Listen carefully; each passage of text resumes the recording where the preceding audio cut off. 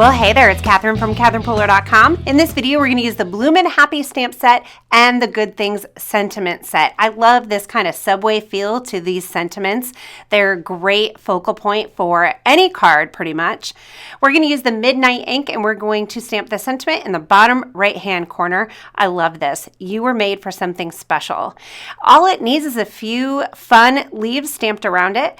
I'm using the Be Mine ink, and you saw I stamped it 3 times before cleaning it. I'm just using a little bit of water and a paper towel. That's all you need to get that ink off there. And then I'm going into a light color. There's no ink transfer with our inks, so you can go from a darker color to a light color.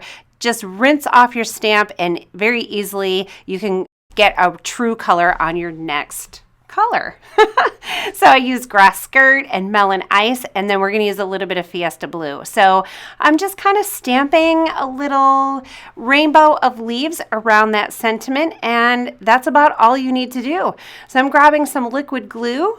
I'm going to add this layer to a simple card base, so it's a white on white, and I'm grabbing some Bourbon Street sequins. All of our sequin mixes are named after a city or a place in the United States. So Bourbon Street is where you're going to find a party, and that is what this sequin mix said to us.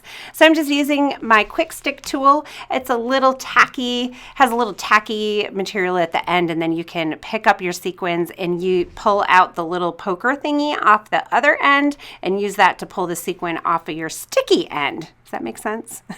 Great tool to have in your stash. So that quick, pretty simple card, totally cute. That little rainbow leaf situation going on there. I'm loving it. And that's it for today's video. Thanks for being here. If you're new, subscribe to my channel, and I'll see you soon.